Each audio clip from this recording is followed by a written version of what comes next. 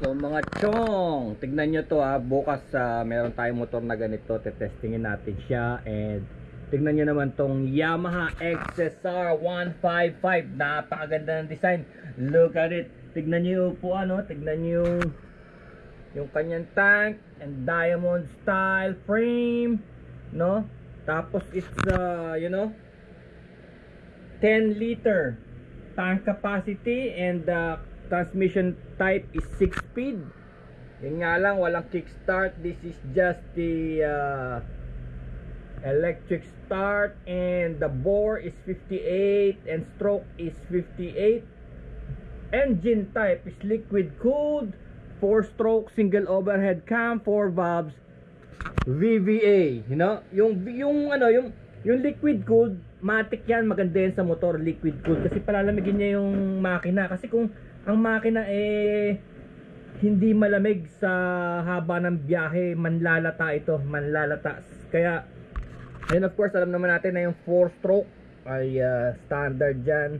At yung 4 valves, no? 4 valves, no? Usually, ang mga bikes, ganitong maliliit, usually is 2 valve. So pag ginagawang 4 valve is bumibilis kasi nga nakakahinga yung makina. Isipin nyo naman, 8,000 RPM, no? 8,000 rotations per minute or revolutions per minute. 8,000, imagine nyo. Pag hindi mo napalamig yung makina mo, sasabog yan. And of course, ang susunod sa single overhead cam is yung dual overhead cam na nilalagay na yon sa mga big bike, kasi nakabuka ka na yon. Maganda sa vibration reduction at saka mas nakakahinga. Ang power ng mga motor ay, ang keyword niyan is nakakahinga. Kailangan makahinga yung makina, kasi sigurado yan, sasabog yan pag sa sobrang init niya, sobrang power, dahil nga rin sa 8,000 RPM. And ang maganda rito sa Yamaha, exclusive sa kanila yung VVA, yung variable valve actuation. Naalala nyo yung nung panahon ng kare-karera, di ba? Pinapalitan yung cam, di ba? Nakarinig na ba kayo ng racing cam? Na pagkakakarera yung kotse o yung motor, papalitan ng racing cam. Pero ito hindi na. Ang mangyayari ito, nag-actuate yung valve, nag-a-adjust siya sa loob ng makina. Parang may pin lang doon na i-engage, mag-a-adjust siya. Ngayon magkakaroon ka ng, ang epekto nun, magkakaroon ka ng magandang torque sa low at sa high, no? Hindi kagaya nung mga dati, papalitan ng racing cam, malakas yung low kasi yun ang hit, di ba? Ano ba, 100 meter hit lang o 1 kilometer hit, di ba? Yung karera 1 kilometer lang or 100 meter lang, 200 meter hit. So gusto nila mabilis yung una, alam, mauna ka na kaagad on the get go, kailangan lumipad na yung motor, no? So ito VVA kasi pambiyahe nga. So meron kang magandang torque sa baba at saka sa taas. Ang brakes niya ay hydraulic disc brakes, no? Fuel capacity is 10 liters. Displacement 155, and the forks upside down, no? Upside down forks, pero ewan ko, kahit hindi upside down maganda yan. So ang front tires 110, ang rear is where's the rear? Tubeless, electric start, maximum horsepower is 14 kilowatts, 14 kilowatt, and at 10,000 RPM. Di ba kanina sinasabi sa inyo yung 8,000? This one is 10,000, and sa torque naman is 14.7 Newton meters, 8,500 RPM, no? So yan, headlights, taillights are all LED, no? So pagka kayo ay tumangkilik ng Yamaha, sigurado makukuha nyo yung VVA, kasi hindi yan available sa ibang motor, VVA. And sa design, wala akong reklamo, maganda siya. And of course yung alloy rims niya is parang yun sa Rouser, no? Sa NS 200 NS. Oh, yun nga lang, ito ang ano niyan. Ito ang medyo downside sa akin diyan. Look, tataas ko ah. Charan! So, SRP is 175. Yan. Compare natin sa ano medyo hindi naman siguro maganda ikumpara sa halimbawa sa NS, no? Sa NS 200. It's already 200. Rouser Kawasaki NS 200. It's already 200 pero ang presyo niya is 130. 130k. Samantalang ito ay 175. Okay. Hindi lang ito kasi si Daddy Legend ay may usapan kami bukas na may kukunin kaming Triumph Speed 400 or Triumph Scrambler 400. So hindi ko pa alam.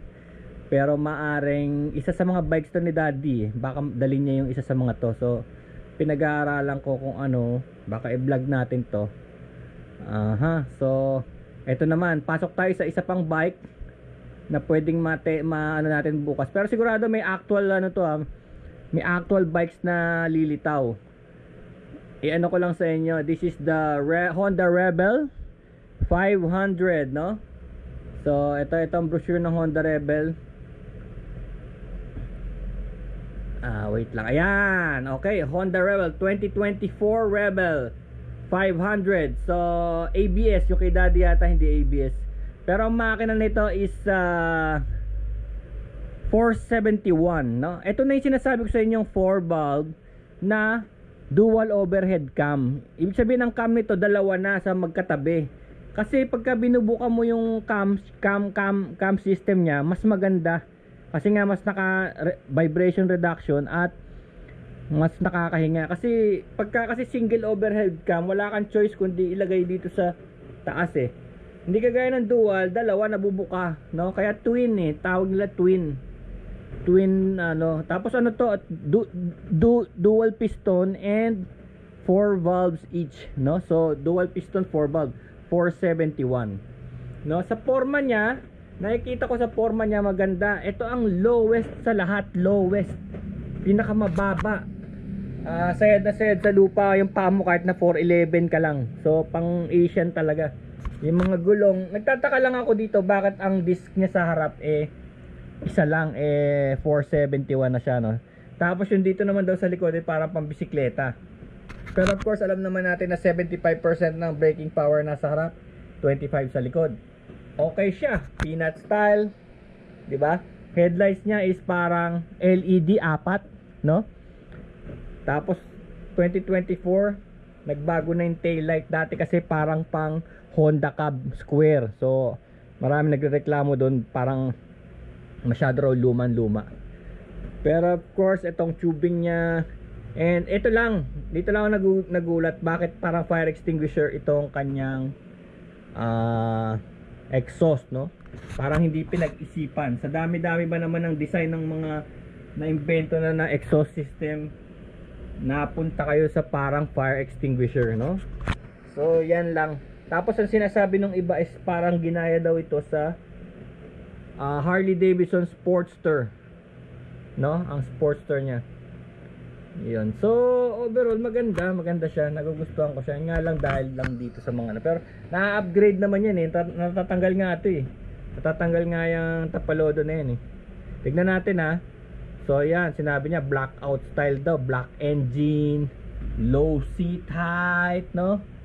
May sleeper assist. So hindi ito yung sleeper ng Yamaha ito yung assist ng sa parang hinabaan nila ginagawa yan sa mga shop hinahabaan yung sa clutch, hinahabaan yung niya, yung nut and bolt dun sa may nakadikit mismo sa makina, dinadagdagan ng 1 inch. Yun na yung pinaka assist nya. So nangyayari daw clutch effort is about nababawasan ng 30%.